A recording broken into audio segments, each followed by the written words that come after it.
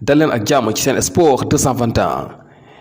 kaddu yi nga xamante ne père émérique Aubameyang yëkkati na ko jëmee ko ci ki nga xamante ne mooy Sadio Mané muy kaddu yu rafet gannaaw kii di Samuel Eto'o bu ngeen fàttale ko fan yi ñu génn Samuel Eto'o yëkkati woon ay kaddu yu rafet jëmee ko ci ki nga xamante ne mooy Sadio Mané kii di Aubameyang nag di capitaine gabonais bi mu ngi xam la ne Sadio Mané nekk na joueur bi nga xamante ne kum respecté la ndax qualité yi nga xamante ne am na ko waaye loolu kat emu ci nee na ki nga xamante ne mooy Sadio Mané mu ngi gis ci li nga xamante ne mooy di réseaux sociaux yi ak ci média bi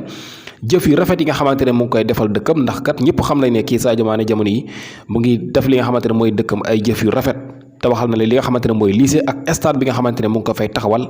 ak ndimbal li nga xamante ne mu ngi koy jàppandale waa Bambali ki nga xamante ne mooy Aubameyang nag nee na jëf yu rafet yooyu yëpp mu ngi koy gis ci média bi ak réseaux sociaux yi lii nag bokk na ci li nga xamante ni tax na mu gën a respecté ki nga xamante ne mooy Sadio Mané waxtaan bi nag yaatu na loolu waaye lii bokk na ci li nga xamante ne mën nañ ko ci jàpp muy kàddu yu rafet yi nga xamante ni kii di Aubameyang yëkkati na ko jëmee ko ci ki nga xamante ne mooy Sadio Mané gannaaw kii di Samuel Eto'o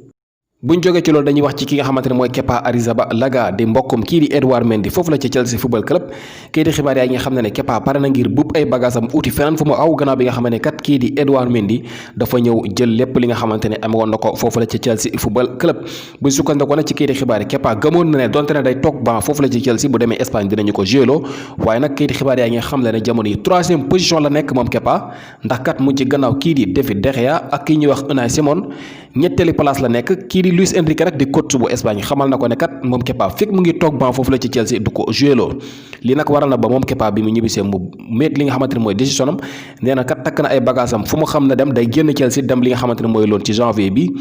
lii nag waral na ba kii di xibaar yi di xam ne ne kii di Kepa kat ak génnam foofu la ci Chelsea du yomb ndax nag salaire am dafa xaw a diis juróom-ñeent ci ay millions ci xaalis tugal muy 9 millions d'euros moom lay fayeku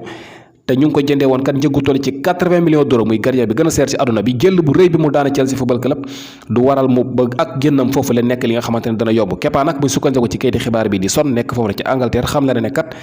pare na ngir wàññi li nga xamante ne mooy salaire am moom na dem jouer ji rek ndax mu mën a jouer ci li nga xamante ne mooy Euro bi ñu dëgmal ngir jouer ci Euro bi jaral na ko moom Kepa mu wàññi li nga xamante ne mooy salaire am boobule waaye daal nañu ko able mu dem feneen fi nga xamante ne dina fa mën a jouer ji kon Kepa kat ki nga xamante ne mooy Edouard Mendy jamono yi xatal na ko loolu foofu la ci Chelsea football club pare na ngir buub ay bagaasam ngir génn Chelsea football club